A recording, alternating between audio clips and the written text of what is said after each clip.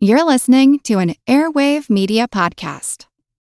It's a fact. Heating and air systems are wonderful, right up until they don't work. If your HVAC system is more than 15 years old, or you find yourself making frequent repair calls, it may be time to invest in a new system. Estes Services can help you determine the right course of action and help you save money on your energy bills. Visit estesair.com to schedule your free estimate today. That's estesair.com. Save money and hassles with an estimate from Estes Services today. estesair.com. That's ESTES air.com. The world is filled with many questions, such as, did giants exist? What is junk DNA? Does it mean that you're trash? Do you ever wonder if aliens have underwater bases in our oceans, and that's why there are so many UFO sightings off the coasts of islands all over the world? How serious even is climate change, and when should we start building our rafts? Hello, everyone. You may recognize me as Gabby from the History of Everything podcast. And my name is Bruna, and you don't recognize me from anything yet. Together, we're two scientists who explore the answers to these questions and many, many more in our new podcast, Mystery of Everything, available everywhere you get your podcasts.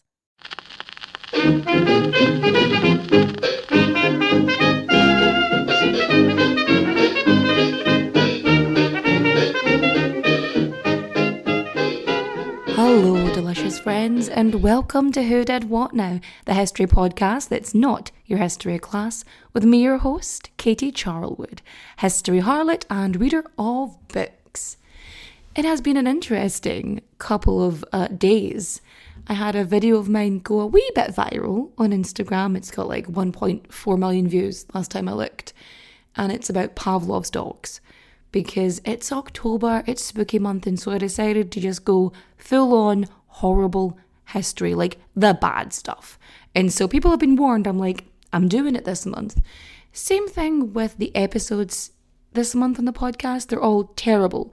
Terrible, horrible, the true horrors of history.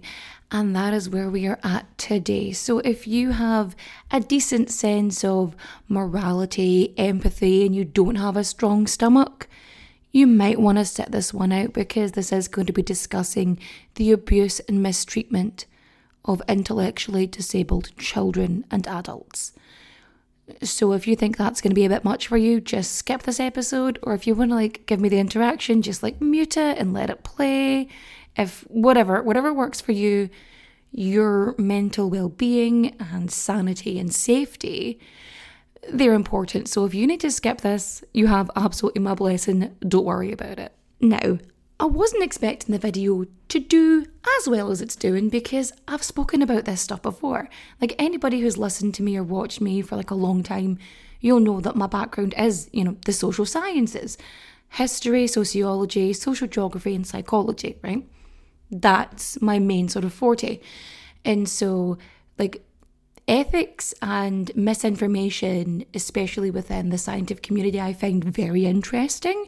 And I love stats.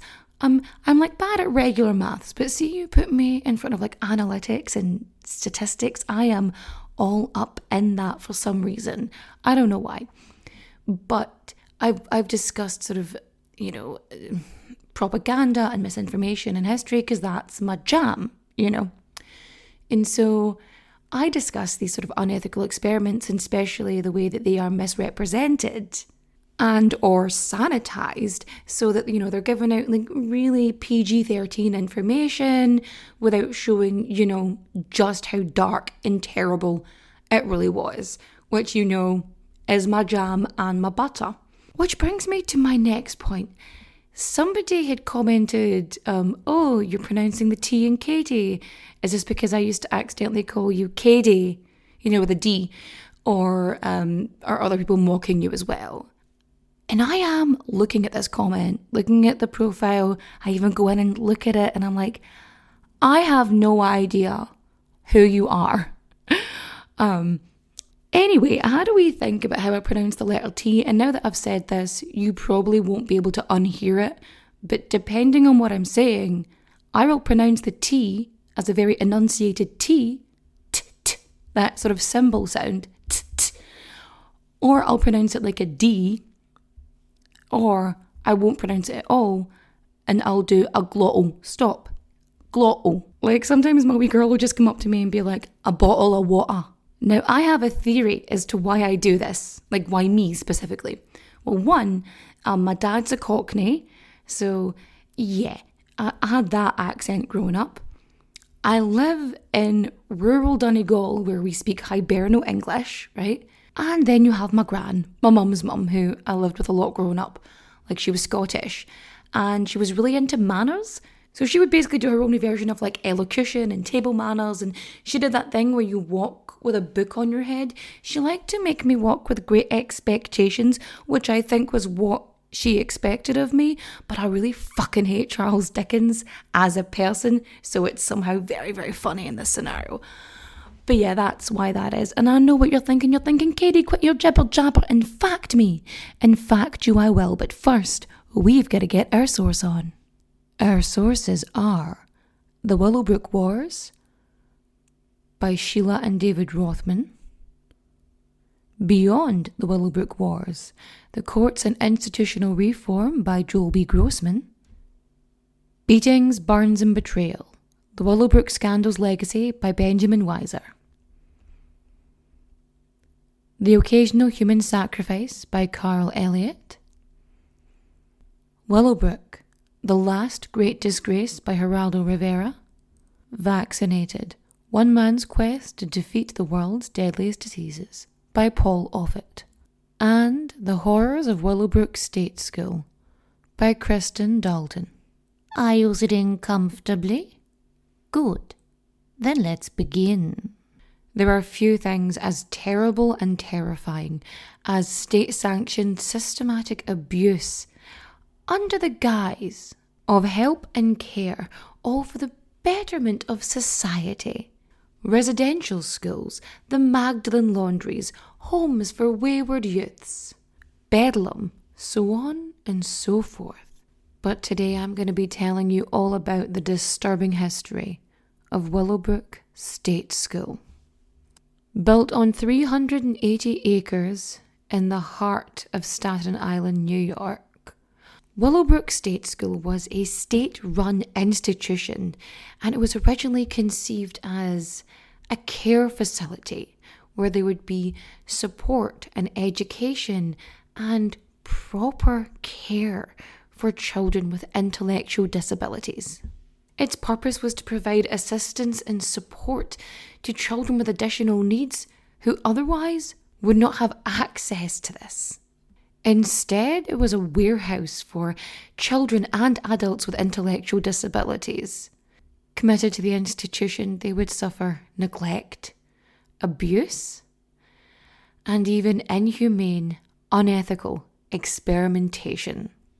From when it was conceived in the 1930s up to its eventual closure in the 1980s, Willowbrook exists as a reminder of the injustice faced by some of the most vulnerable people in society from way back when, all through history, up until now, the modern day.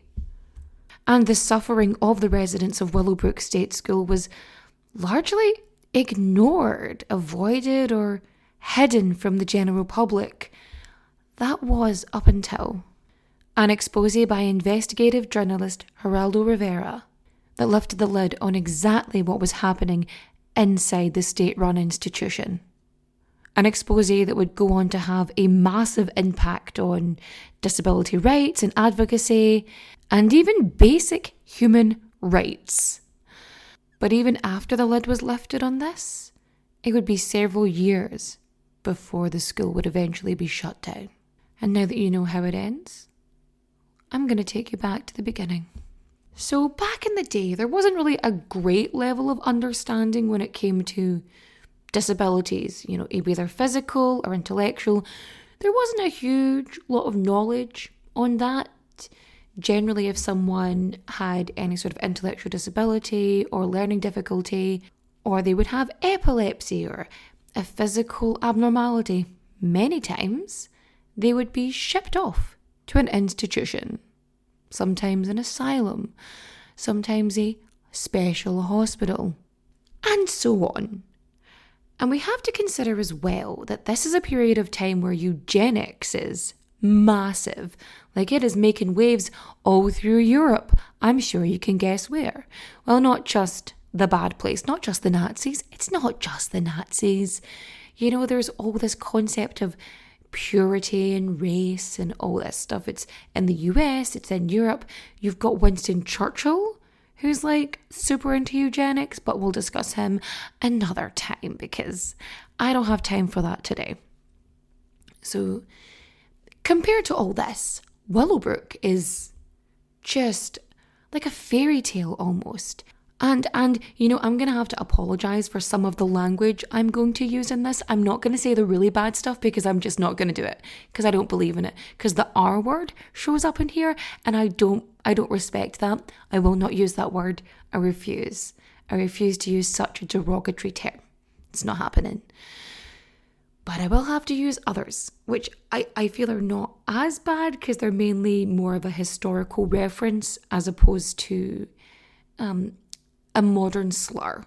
So in the 1930s, when the plans were drawn up for Willowbrook, it was referred to as a school for mental defectives. I don't like that. I don't feel comfortable saying that. It makes my skin crawl. It makes me feel dirty, and not in the good way.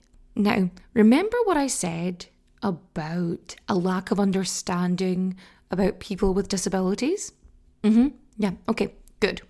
So the general consensus was that it would be best for everyone, for the disabled people, for the families of the disabled people, for society in general, that it would be best to remove intellectually disabled people from general society, from their families, and place them in institutions.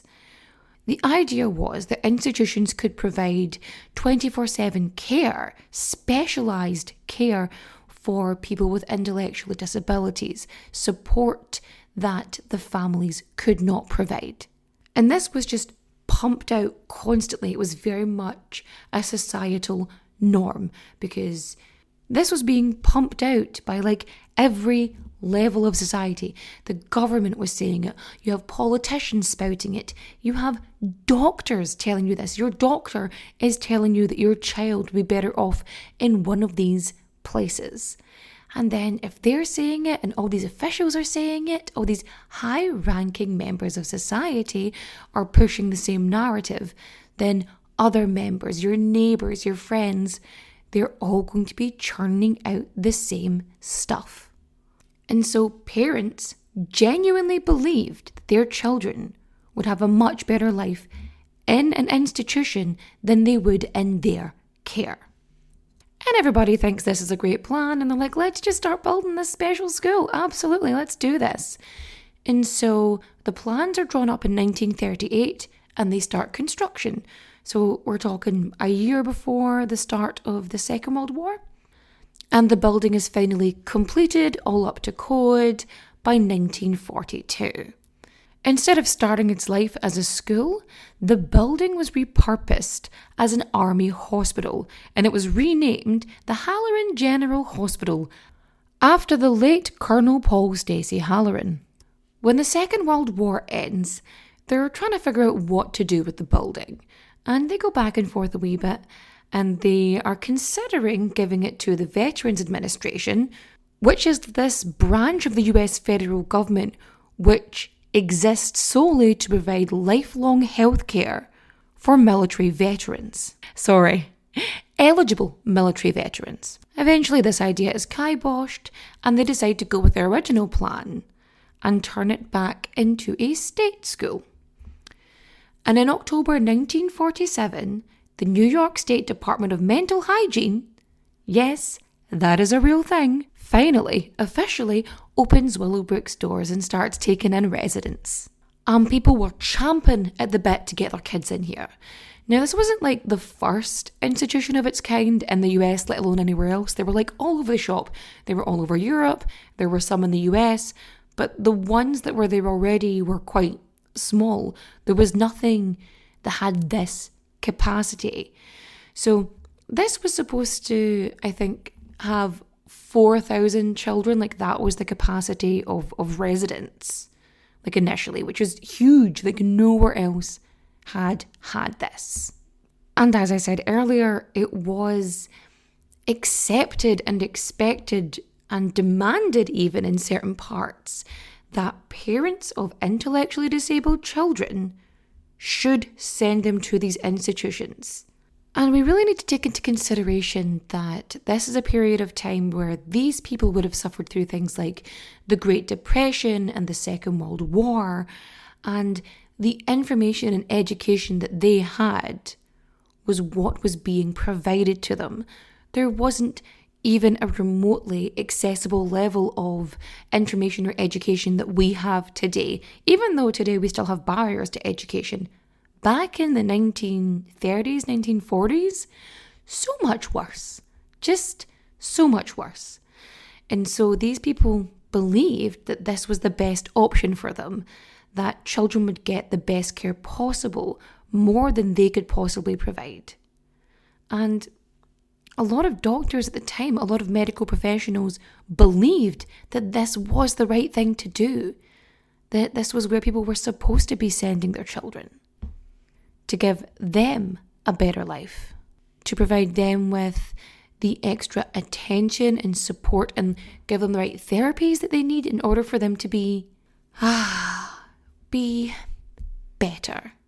And it's going to get worse. It always gets worse. So you have to remember also that this is a society which exists on the labour of women, and a culture that is trying to reinforce the concept of the nuclear family and the idea that a woman's place is in the home, taking care of her husband and taking care of her children and the house and whatever, so that he can work all day and provide financially for the entire family. Because remember, during the war, a lot of women would have taken up what would have been seen as more masculine roles because they had to pull their socks up and do their bit for the war effort. They had to take over the jobs that men were not there to do because men were out there fighting a war. And so they wanted to push women back in the home. This is after women got, started to get education and started to get all this other stuff. They were like, no, back you go, back there. And how is a woman supposed to ensure that she has the house cleaned and a wonderful 3-course meal cooked for her hubby when he comes home at night, and still create more children, care for them, if she spends all of her time caring for a child with additional needs? That's what part of this is from. And this is seen as the right thing to do so that they can receive the right care, wink, and so that she can get back to doing what she needs to do. And so many people, many parents sent their children to Willowbrook because these are professionals, people who are trained to care for these children, and so off they were sent. And then you have the waiting list, which was massive, like thousands of names on this waiting list because people were so desperate for this. Because of course, publicity, PR, the way that it presented itself when it opened, it was, I'm going to call it the movie magic. You have like photos in the papers, it was showing it being all lovely, how the staff are caring for the children. You got loads of staff and they're feeding children and playing with them and teaching them stuff. They are making them functioning members of society, which is the goal. It's the American dream. Anybody can be anything. They're going to take your child and they are going to turn them into a valuable member of society. Valuable and productive. Now, this is reminding anybody of the Outer Worlds video game. Anyway, the way that Willowbrook was being presented was very much a facade and not the reality, because from the get-go, they did not have enough bodies on the floor. They did not have enough staff to cover the amount of children that they had to care for. And it would continue to not have enough staff because it would keep accepting more and more residents without having the correct number of people to care for them. And you might be thinking to yourself, it's got residential capacity of 4,000, like there's plenty of space, there's not going to be overcrowding.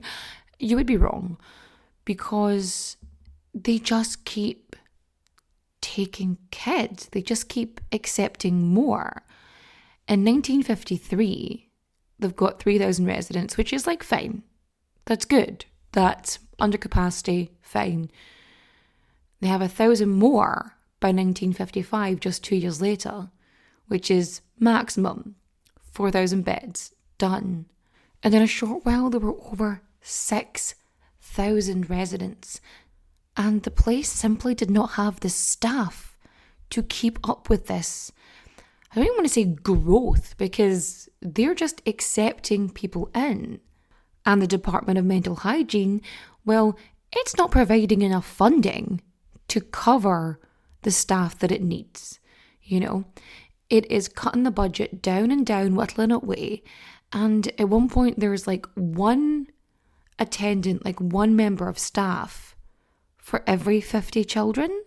Like that's too many. That is too many. And it only gets worse from there. Because that would be hard enough. Like, have you ever seen like one teacher try and look after like 50 4-year-olds, for example? Like, that's too many. Like, that is too many for one person. And then add in the fact that these are children with additional needs who all need individual levels of care. Like, there's no way that one staff member is going to be able to care sufficiently for all of these children who are in this institution because they are supposed to be getting this extra support and care. There would be some kids there who only need like a wee bit of taking care of, just like the basics. And then others would need just like 100% 24/7 support. Like, they would need specialised care, again, which is what this place is supposed to be providing. Like, they have this report and it uses the R word, and I'm not going to use it, so I'm just going to say intellectually disabled. So, 70% of the children in Willowbrook were severely or profoundly intellectually disabled. 64% were unable to feed themselves. 60% were not toilet trained or were unable to go to the toilet unassisted. 39% were physically disabled in a way that would prevent them from being able to walk or move anywhere unassisted. They were not ambulatory, effectively. And 30% of the residents had seizures, convulsive seizures. So like epilepsy, things like that. There are children here that really, really needed care, extra care. Like nowadays, these children who require the specialised care, this one-to-one care, would receive one-to-one care. They would have a carer or a nurse or someone specifically one-to-one looking after them, not them, and 49 other children. Now, in Willowbrook, for the children who could do it, who had the capabilities and who could physically attend, there were like a few training programs going on. But like, remember, Willowbrook is a state school, so there has to be some level of education happening. And so they have to be providing some level of education or training. And they do, the bare fucking minimum. Like, over the 6,000 residents that were here, that were in Willowbrook, 80% of them did not attend any sort of class. So for the 20% who could go, fantastic for them. I mean, not fantastic, but better than the other 80% who couldn't, because they were just left to their own devices a lot of the time.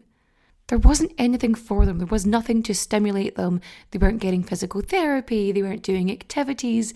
There was nothing for them. And these kids are just sitting around, like, doing nothing, having nothing to stimulate them, either like physically or mentally. They've got nothing. Like, they're basically abandoned and left to their own devices in an overcrowded, understaffed building. Even the director of Willowbrook State School, Dr. Jack Hammond, he said that the overcrowding made supervision, treatment, care, and possible training of the patients difficult, if not impossible. This is the guy running the joint. Have you considered not having as many kids in there? Have you, perhaps? No. He goes on to say that when the patients are, up in the day rooms, they're all stuffed in together. They are hitting each other, they are hurting themselves, they're ruining their clothing, and they are soiling themselves. So, urinating, defecating, that's what's happening. And he says that at night time, because the way they have to put them in the dorms, the beds all have to be smushed together to make larger beds so they can all fit. And in order to get to some of the kids sometimes, you would have to physically climb over the beds. And that is the director of Willowbrook State School. That is the director who is providing this information. The institution was overcrowded and underfunded because they had no budget. They had nothing. And it just got worse and worse as the years went on. So not only have they got no budget, they're already struggling to afford the staff they have, and the conditions are not great for the staff, so they're not exactly keeping as much as they would like. So it loses 600 employees, right? Because they have to cut staff and they just can't replace them for several reasons. One, they can't afford to. And then in the 1960s, there's this complete hiring freeze in New York State because, the economy not going well. Things are not going well in New York State. And so hiring freeze through all government programs, which this is part of because this is from the Department of Mental Hygiene. And so in, 1971, 1972, that fiscal year, $630 million was given to the Department of Hygiene, which is cut down to 600 million and then 580 million. So they're just cutting it down, right? So Willowbrook is getting sweet fuck all. And after this, Willowbrook loses, 200 more members of staff? And this is when the shit just hits the fan. Because in order for it to function, as what it's meant to be, they need double the amount of money per patient. And that's before things get tough. And they don't have the budget for staff, and they don't have enough of anything. And the thing about the staff at Willowbrook State School, you have many of them which are just trying to get by, and there are some who care for these kids, and a lot of them are doing their very best. Now, of course, there's always bad apples. There are reports of sexual abuse and things like that, but there's not enough evidence because a lot of the people that were assaulted and attacked and abused could not come up and name their attacker. They could not give evidence because a lot of these children were non-verbal or did not have the capacity to convey those words. And so the case ends up being dropped, but that's later on.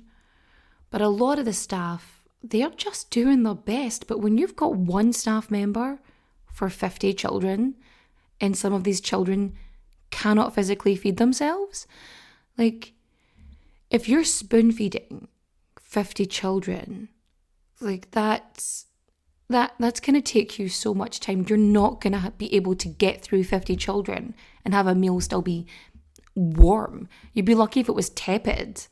It's not Baby Bale's porridge here. It's not just right. Things are going to be tough. And so in order to ensure all the children were fed, staff had these targets to hit.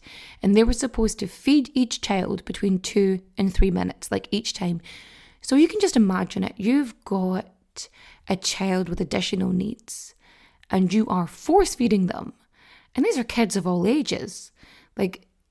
a lot of the time kids don't want to eat the stuff you're giving them, and they're having to force this food into the child. And if they don't do it, if they don't feed this kid in this time period, one of the other kids is not going to eat. Like if they don't get through this row of kids, somebody in the end is going to starve. And that is what they have in their mind. Now I'm going to point out that there were many, many deaths at this school, and I will go over them later. But there are several recorded deaths, which is different, many of which are due to choking. And this can directly be connected with this, with the force feeding. A lot of children choked because they were just being stuffed. Like food was just being shoveled down their gullet, and they sometimes weren't able to deal with that. And staff might not have noticed or been able to help because they're dealing with all these other children who need them. And this caused so many other problems because of the overcrowding, because of the manner in which they were having to be physically close, and because of the way they had to get around each other. Kids would end up with all of these diseases, and things would spread. They would get pneumonia, which was so common. They would have parasites and lice and everything that would go around, they'd get it. There were staff members who would talk about feeding time, and if they wanted to give them treats, if they gave them sweets or candy or cookies, instead of physically handing them out to the children, in order to give it to them, they would throw it on the floor and make them scramble for it. Well, not make them, but they were one staff member said it was like feeding time at the zoo. These are fucking children. Children with needs. Children who deserve care, and you're putting them through trauma and stress and pain. Again, some of the staff members are doing it because they don't have any other way to do it, and others it just seems like such a sick fucking joke. Now, think about this. You've got all these staff members who don't have time to properly feed the children. They're 1 to 50. You think they're going to be dressing them? So a lot of the time, a lot of these kids, the kids who could not do things for themselves, they were left to stew. Some naked, some in nappies, some in some kind of nightwear, some in something old, dirty, something. And if you thought this was bad, don't worry, it gets much worse. Because they had to move the children around the institution, they ended up using these wooden rolling carts. Originally they were for children with physical disabilities who could not move around, and so they would put on these rolling carts. And so they sort of adjusted them and called them, and I shit you not, cripple carts. Yep. And they would just stuff kids into these and transport them all around the place. But because they would just shove them in, it was such a hassle getting them all in. A lot of the time they would just leave them in there, just moving them around the place and putting them in one room and then leaving them in this room for hours. Just unable to move, you're stuffed, people are breathing on you. No wonder kids are getting sick. Kids are probably soiling themselves. This is all they've known. And this is what they're going through day to day. And again, some of the staff are trying, and they're afraid to leave because there's a hiring freeze. If they go, who's going to look after these kids? It's going to be even harder for these kids to receive any kind of care, especially the care they need. And even if there wasn't a hiring freeze, who would walk into this establishment and want a job here? It is filthy. It is clearly overcrowded. Your workload is going to be massive and your pay is not going to be great.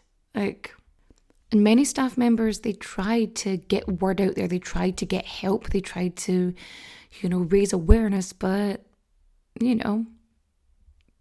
society. People just weren't listening to them. Like, there's this interview with Diane Bugliosi. And Diane, she's like given this massive heavy key, and she's like, okay, this is a very massive steel key. What's this all about? She's 19, I think. And she goes to this heavy door, and she's like, wow, that's a big door. And she goes through a second metal door. And she's freaking out because she's like, what the hell is behind two heavy metal doors that's so scary that you need two metal doors to contain it? And then she goes through a third heavy metal door. And she goes into this room. And she is ready to freak out at this point, because what is so scary and terrifying that it has to be held back by these three heavy doors? Like, what's in here? What is so bad? And she gets into the room, and instead of a big scary monster, it's toddlers. 40 toddlers. Some are sitting down, some are toddling over to her, some ask her her name. Toddlers. Like, that's what's hidden behind this door. Like, these small children. And this is how you know that they just keep accepting kids in, because there's no way that they're accepting a baby, you know. And it just gets me thinking, like, how could a toddler, how can someone so small and so young end up in an institution like this? In order for them to be there, there has to be at least some perceived idea of an intellectual disability. So think about it. Think about how a toddler ends up in a place like this. You'd have to have kids with cerebral palsy or Down syndrome, you know, something physical that people can see. Or children who develop differently, like neurodivergent kids, so like autistic kids, or like somebody congenitally deaf, like somebody born with hearing difficulties. Like, all of this will play into that, and they're being put in this room locked behind 3 steel doors. Monsters as far as society is concerned, because they have to be locked away. So this feels like a really good time to hear a word from our sponsors, unless you're listening ad-free somewhere, in which case enjoy a moment of silence. You could be forgiven for thinking that being a part of a royal family is like life's golden ticket. But truth be told, more often than not, the pros certainly do not outweigh the cons. And although you gain titles, tiaras, and huge tracts of land, it comes at the expense of your privacy, your autonomy, and sometimes even your head. From Wondery, Even the Royals is a podcast that peers behind the curtain at royals past and present, and dares to show us heavy is the head that wears the crown, especially as it rolls, like some of the ill-fated wives of Henry VIII. 6 women whose lives were tarnished or even destroyed by a man with a ginger beard and an ego more inflated than his codpiece. You can listen to Even the Royals on the Wondery app or wherever you get your podcasts. And you can binge Even the Royals right now, ad-free, on Wondery Plus. It's a fact. Heating and air systems are wonderful, right up until they don't work. If your HVAC system is more than 15 years old, or you find yourself making frequent repair calls, it may be time to invest in a new system. Estes Services can help you determine the right course of action and help you save money on your energy bills. Visit estesair.com to schedule your free estimate today. That's estesair.com. Save money and hassles with an estimate from Estes Services today. estesair.com. That's ESTES air.com. And we are back. And just when you thought things couldn't get worse, let me tell you about one of the worst human experiments in American history. So remember, this is an institution specifically designed for children with intellectual disabilities. It is overcrowded, there are lack of facilities, there are lack of hygiene facilities, toilets, there just isn't enough for everyone. And so disease and illness spreads pretty quickly throughout this place. And so children are spending a lot of the time covered in their own excrement. which makes the spread of disease pretty rife. Like, if you are a parent, or if you know somebody who has small children, like when kids start school, everybody gets sick. We call it the back to school lurgy. Now, that is with kids who spend a fair amount of time with each other, but are not smothered in their own fecal matter and having to go top to toe, sardined in a dormitory or in a cart. So yes, disease is pretty rife. You've got parasites, you've got pneumonia, and most importantly, you have hepatitis. So nowadays we know that there are many strains of hepatitis, and they all do sort of similar stuff. Like, you can get hepatitis if you have a kidney infection that is untreated. Like, you can get hepatitis from that. You can get it from blood, you can get it from bad water sources and sexually transmitted infections, so on and so forth. So hepatitis, like most strains, they affect, the liver. And the symptoms are all quite unpleasant. You've got a high temperature, you've got like sickness, fatigue, loss of appetite, stomach pain, itchy skin, your urine is dark, you've got joint pain, muscle pain, and your eyes yellow. So like the white of the eye becomes yellow. And so post World War II, it was discovered that around 50,000 US soldiers had contracted the disease during the war. And so there was a great interest in finding a cure. Now, this being the past, they didn't really know that much about the disease. One thing they did know is that it was rampant in Willowbrook State School. And so Dr. Saul Krugman, who was a pediatrician, a doctor for children, him and his partner, Dr. Jan Giles, they contacted Willowbrook. They're like, hey, can we come in and maybe do some experiments on the intellectually disabled children? Great, thanks. And the Department of Mental Hygiene signs off on it. They're like, yes, you are more than welcome to conduct this experiment on these vulnerable children who cannot consent. Because Krugman, he'd been working on this vaccine, this hepatitis vaccine. And he had been looking at Willowbrook, and he knew that within 6 months, most new children, new residents, had contracted hepatitis. And so his plan was to get a bunch of new residents in, use his vaccine prototype on these children, and then see if they contracted hepatitis within those 6 months. And Krugman did not lack for test subjects, because Willowbrook, even though an underfunded, overcrowded state institution, it had a massive waiting list. And Krugman would show up and would tell parents, if you allow me to test this vaccine on your kid, you'll be bumped to the top of the list. And his test subjects would have a slightly nicer area to live in. So he saw that things were not great there, and he's like, wow, what a great place to have this experiment, as opposed to let's fix the problem. So one mother actually talked about this, because you had to get the parents' consent to perform experiments on their children, which is why so many experiments happen on orphans. More on that another day. And there's this one mother who's desperate to get her daughter into Willowbrook. She's been looking for help. She's been applying everywhere, and she's being denied. All the while, doctors are telling her that Willowbrook is the only place that's going to provide the specialised care that her daughter needs. And so she applies for Willowbrook, and she's trying to get her in. And she's told that if she allows her daughter to participate in this study, that, everything's going to be fine. She's going to get the antidote. And the mum actually asks, why are you testing this on children? Why aren't you testing it on monkeys?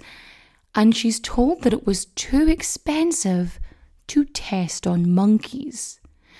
And so eventually she's just kind of bullied and coerced into signing the consent form, because she has no other option. She's told this is the only choice for her, and this is the way to do it. But let's take a moment to consider that they conducted an experiment on children with disabilities because conducting an experiment on primates was too expensive. Now, whatever you feel about animal testing, this cannot be the better option. Nowadays, in order for any medicine, for any vaccine to be created, it has to go through massive testing. Like, there are very stringent approvals it has to go through. And it's supposed to go through a bunch of stuff before it gets to humans. Like, you're supposed to test it on other things before you put it on them. Like, it's a whole thing. But this is the 50s. And the Department of Mental Hygiene says yes, and the parents are basically being forced to sign consent forms to allow this to happen. And Krugman, like, his justification is like, oh, well, the hepatitis in Willowbrook wasn't that bad. Like, it wasn't severe, so it was fine to test the children. And, like, if we didn't vaccinate them, they were going to get infected anyway. So, like, why not? Why not perform this experiment on children? And, like, throughout his life, he's like, this was the right thing to do. I absolutely should have tested it on these kids. Like, he argues that it wasn't unethical because the kids were going to get hepatitis anyway. And so, like, that's his first point. And then he says that hepatitis was, like, mild in kids between the ages of 3 and 10. So, like, it wasn't that bad. So it would be easier to deal with and manage. As far as he was concerned, the vaccine was going to make the children immune, so, like, that's good. And they would be moved into specialist units, so they would be isolated from the other infections, so they wouldn't get pneumonia or get the parasites or get all the other stuff. Like, dude, you're just pointing out that all the other bad stuff is happening. You could have been fixing this or calling attention to it, but no, just keep doing studies on kids. And, like, he tries to argue that parents gave consent and that, you know, they could tour the facility and they could ask questions, but, like, could they though? And Krugman and Giles, they're conducting a ton of experiments on these kids in order to create a vaccine. So they would give them gamma globulin injections. So gamma globulin, by the way, is this blood plasma which has, like, antibodies in it, and it is taken from children who have already recovered from hepatitis.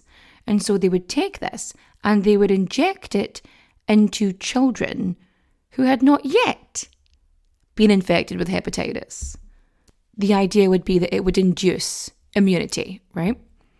And, like, they tried to do a control, so they would have some kids who were just exposed to hepatitis without the gamma globulin, and then other children would have the gamma globulin and then be exposed. You might be wondering just how they exposed children to hepatitis, and it is worse than you could possibly imagine. If you have a sensitive stomach, now is the time to skip forward a minute. Krugman's team would take the feces of children infected with hepatitis. They would mix it with chocolate milk and then fed it to the uninfected children. They made children consume fecal matter. They chose to feed children feces that they knew was infected with disease, which is bad in itself. But also remember, there are so many other illnesses and conditions which are just swarming around this institution. Like, you can't even call it a controlled experiment because there are so many other things they could be contracting from this. Like, who knows what parasites they're consuming? And also, this is the stuff we know about. Like, if anything went wrong and they didn't get the results that they wanted, what are the chances that we find that information? Like, this is the stuff they're telling us about, and this is awful. This is making children consume other children's poo. Like, other sick children's poo. Like, if this is what they're telling us, imagine what they're not.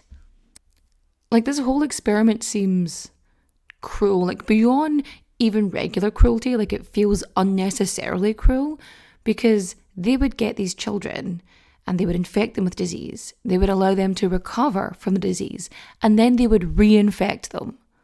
Like, they wanted to see if anybody who'd recover would remain immune or if they would be reinfected. And they were doing this to children. Children between the ages of 3 and 10. Children who had intellectual disabilities. Like, you can argue that, oh, he got really good results, he found vaccines, he was able to discover the differences between hepatitis A and hepatitis B. Like, you can argue that the end justifies the means, but there is every possibility that this was quack, you know, and that this man was just taking advantage of vulnerable children, which regardless is what he did, because these children could not consent. These children were not willing participants. And up until the day he died, Dr. Krugman was like, I gave these kids a better life. You gave them hepatitis. And then sometimes you gave it to them again, and then you made them eat shit, motherfucker. And when you take into consideration the rest of his argument, like, I gave them like a better standard of living, so the kids who were not involved in your experiment, you're like, fine, go wallow in your own feces or in a cripple cart at the other side of the hospital. That does not make you the good guy. All these other kids can suffer, but instead of helping them, I'm going to do this. And the fact of the matter is, he's a pediatrician, he's a doctor, and the Hippocratic Oath, do no harm, as if he wasn't doing harm. He failed. And other doctors, they think he's amazing, like he's brilliant, like he's a genius. Like, there's no denying he got results. There's no denying his contribution to medicine, how he worked on measles, rubella, hepatitis, and all of this at Willowbrook. Like, he did that. And it's great that we have those advancements. But don't we think that there are ways he could have done this without experimenting on vulnerable children? And if you think the ends justify the means on there, do you have any idea what measles does to a child? It is horrific. And like, I'm pro-vaccine. I look at the evidence, I look at the science, I'm pro-vaccine. It makes sense, okay? I'm going to get the flu vaccine this year and the pneumonia vaccine because I like being alive and I like my family members being alive. And so I'm going to take one for the team, okay? Will I have some awful side effects? Always. I always have a bad time because you have an immune response, and fine, I'll deal with that, I'll suffer through it.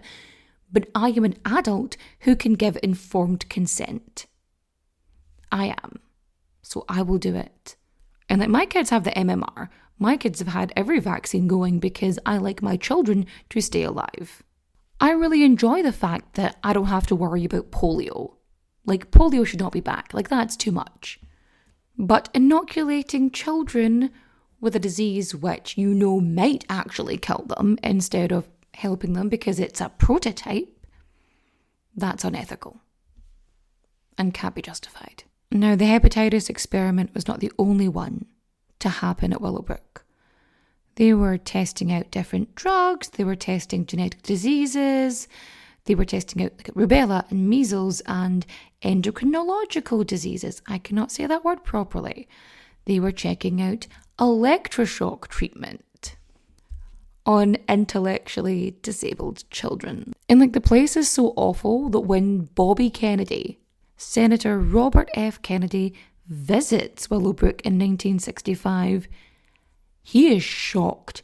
Like, he comes out and tells like the media and the press that are waiting that it is a snake pit, that there is a lack of adequate manpower, and that there is little or no future for the children in these institutions.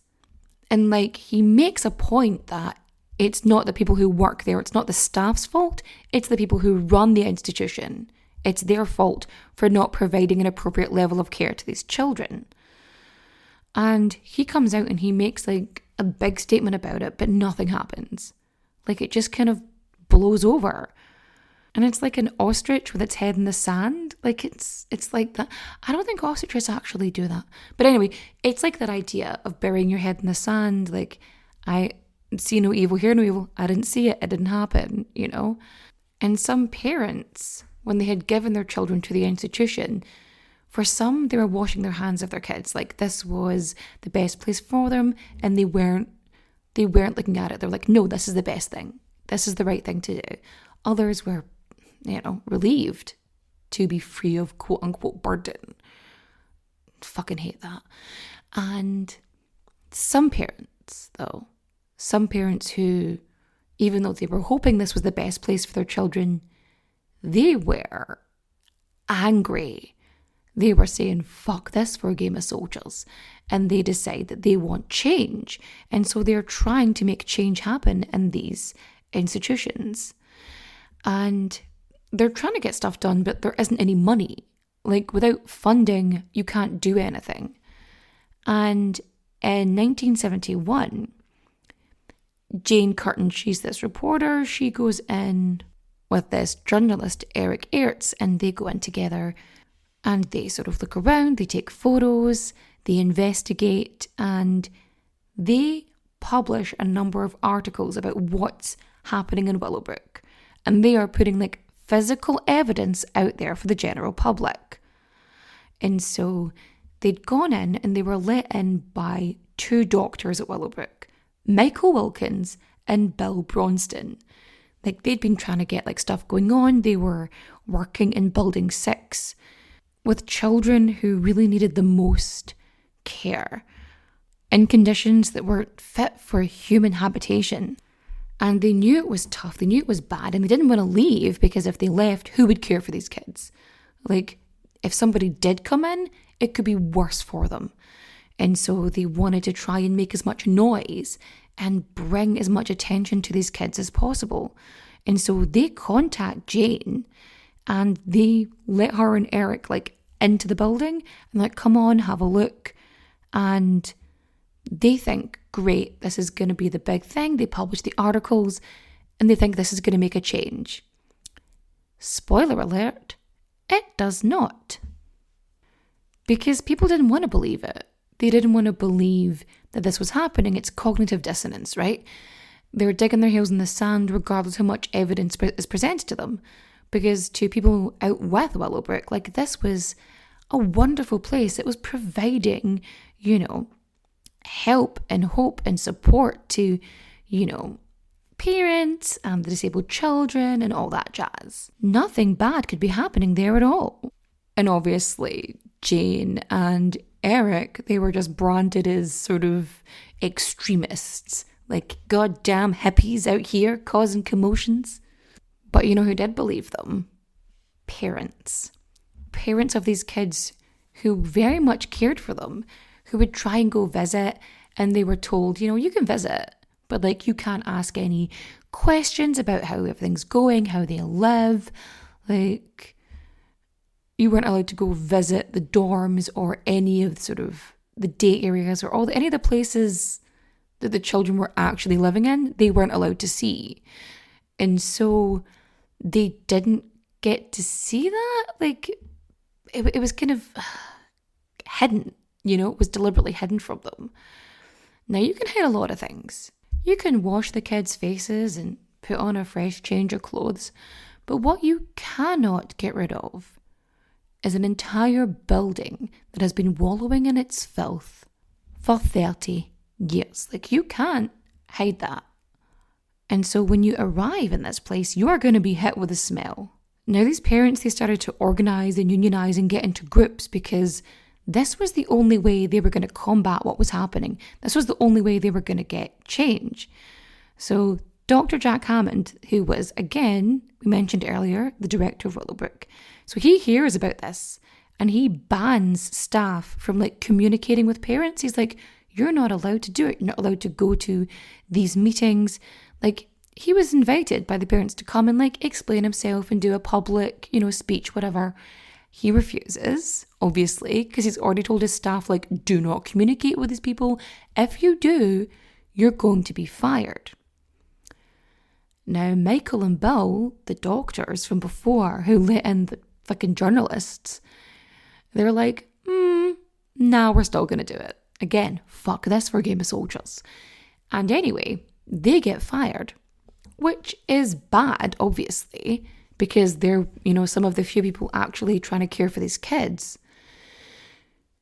But when they fire the 2 doctors, they forget to get them to return their keys. And so they still have them. And this is a building with no funding. You really think they're going to be,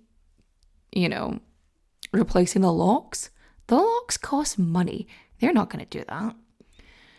And so the very next day that they are fired, Michael Wilkins, he happens to call a friend who happens to be an investigative journalist for Eyewitness News, Gerardo Rivera. And he's like, mate, things are bad. Things are awful and you have to do something. And Geraldo's like, yeah, I can do something. I will come film an expose. And so they have a key and they just show up in building 6. Completely unannounced. They come in and they just let themselves in. So film crew, Geraldo, the doctors, they just get them in. And so he films around and he films the condition. And he is so affected by this because there are children on the floor covered in their own feces, naked on these unwashed wooden floors, and the smell is permeating. It burns the nostrils. He is deeply emotional and upset by this. There are children in these horrible, dirty conditions, uncared for, not getting any treatments. They're fighting over scraps of paper, trying to communicate, and they're fucking suffering. These are children dealing with trauma. They are living a traumatic experience. Whether they can or cannot convey that, it doesn't change that's what's happening to them. And so he takes this, and the Willowbrook upper management, the guys in charge, they are pissed off. They are freaking out that a journalist was there, that they had a film crew in, and they're just mad. And so they think, you know what, we need to turn this on our head. And so they're like, you need to come back another day. 2 days later, they're like, come back again and totally come see us. And when he comes back, the kids are, they're well dressed, they're clean, there's staff members caring for them, they're getting attention, things are good, they're being properly attended to. And well, not great. The place still smells and it's not wonderful, but it's better, And he's like, okay, thanks, wonderful visitation. But obviously Geraldo's not done, is he? And so he shows up again, unannounced, for the second time. And the place is just as bad as it was the first time. It's filthy, the children are being left to their own devices, and it just reinforces the fact that these children are not getting the proper care that they need. And he films it again. And the officials are pissed. Not only because he's come in and filmed all this, not just because it's Willowbrook State School, but because Willowbrook State School is run by the Department of Mental Hygiene, which is part of the New York State sort of government, really. It's run by the state's government, and so high-end New York officials are mad. They're calling the news station, they're complaining, they're threatening, they're accusing him of trespassing, they're going to give him lawsuits for violating the privacy of the residents of Willowbrook State School. Even though there's no such thing as privacy there, there was one former resident who had cerebral palsy, and he was saying that people assumed he had an intellectual disability because he had cerebral palsy, and that there was no privacy there. There was no privacy there. So a film crew showing up didn't really make a difference to him because it wasn't as if he had any privacy anyway. But yes, the Eyewitness newsroom, they're just like, New York State officials are just a barrage of abuse. They're threatening and threatening and threatening. And the director of Eyewitness News was like, oh, sorry, you know what, suspended in judgment. Sorry about that. Don't worry about it. Don't worry about it. It's fine. We'll take care of it. And then the film gets developed and they see the footage. And everything changes from that point. When they saw what was happening in this institution, even though they were getting threats from officials, because remember, this is run and funded by New York State. Even though this is happening, Eyewitness News decided to go ahead and run the story anyway. And they aired it. And because they aired it, there was no way that people could not pay attention. 1972, finally, people couldn't deny what was happening. They had video footage.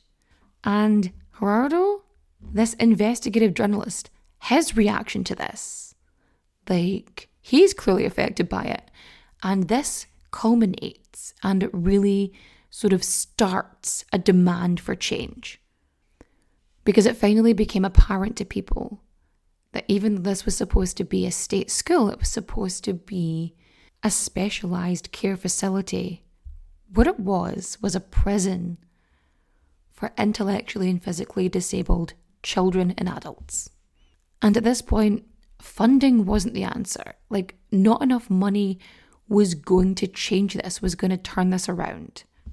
The system needed an overhaul and an actual way to care for people with disabilities. So the expose, Willowbrook, the Last Disgrace, the parents of 5,000 Willowbrook residents, they end up filing a class action lawsuit to try and improve the conditions. So it's them against the New York State. Like, that's what it is. And so they're trying to get like emergency intervention. They're bringing in like top leaders in the field of intellectual disability to try and like explain what care and support and specialised care these individuals need. And the judge was like, you know what, I need to actually see this place before I make any decisions. Like, all I'm getting is like secondhand, third hand, whatever. And the judge visits Willowbrook. And after he sees it, he's so shocked. Like, and like they had tried to clean it up. They had like done some work on it. They'd made it less awful, but there was no hiding just how bad it was. And after the judge's visit, a consent decree was signed, which committed New York State to improve conditions. Although at this point, they'd actually changed the name from Willowbrook because they were trying to do like this public relations, like PR sort of flip. They were trying to, they were trying to get ahead of the game. And so they had changed it to the Staten Island Developmental Centre. But people were not calling that because they were like, no, that's Willowbrook.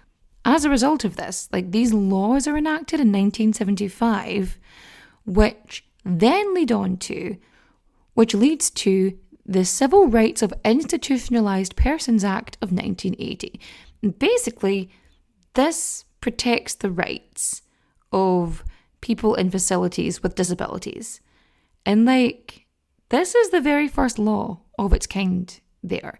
Like, before this law, there's like no form of protection for disabled people in institutions.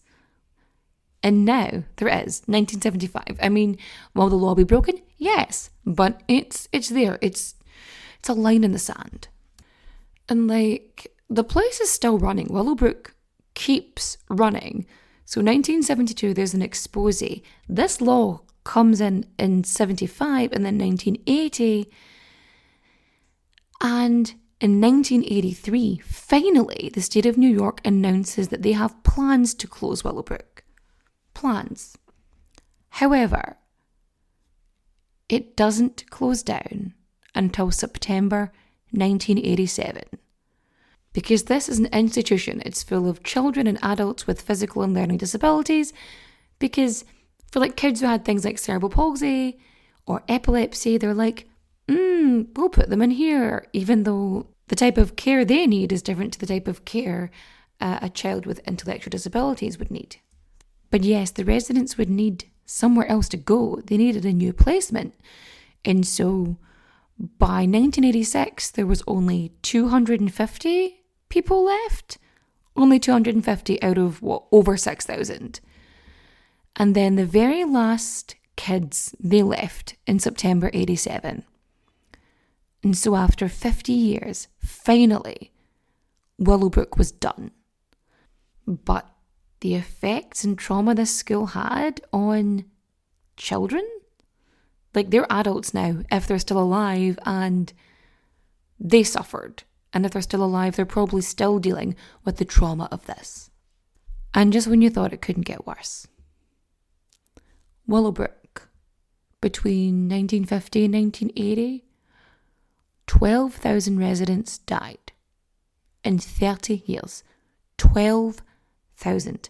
Now, the majority of those are children. 12,000. That is 400 deaths per year. That is more than one death per day. Every day. A child would have to die every single day, more than one child every single day to hit those numbers. In 1971, there were 129 deaths registered. 11 of them were from choking in 1 year. But that wasn't the only cause of death recorded. There was lack of nutrition, medical management, experimentation. Now, they didn't technically put down violence or neglect, but if you read the records, that's basically what's there.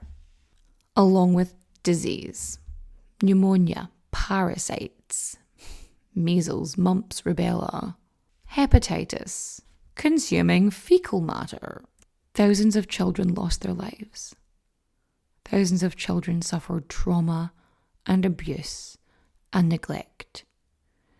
Willowbrook State School, like many institutions, is not what it was presented to be. And children suffered for it. People say the past is the past and we should forget it. But we should always stand up for those who can't stand up for themselves. We should stand up for those who do not get their stories told, who cannot share this. For those who suffered and cannot tell their stories, like with the Magdalene Laundries. People take their secrets and their history and their lives to their graves. We shouldn't forget what happened to them. We should remember them. And we should work to make sure things like this don't happen again. And so ends our tale of the Willowbrook State School. If you liked my retelling of this terrible tale, please feel free to rate and review 5 stars. If you didn't like it, go to sleep, everything's fine. And you can follow me on the socials. As you know, I'm on Instagram, TikTok, Threads, other stuff probably. If you want to see me live, there's links in the description down below. And where am I now? Recommendation time, I think. For listening, I think you should listen to The Fine Print by Stupendium. Feels appropriate. For reading, I'm going to recommend one of my favourite things ever, a whodunit. So I'm going to go for Murder on the Lusitania. Because why wouldn't you want an Edwardian whodunit? Live your best life. And for watching, you know what? The Moonflower Murders. Again, I'm on a whodunit thing. Just go and enjoy it. Enjoy it. It's fun. And with that, I shall bid you good night. Adios. Au revoir. Auf Wiedersehen, my friends. Bye-bye.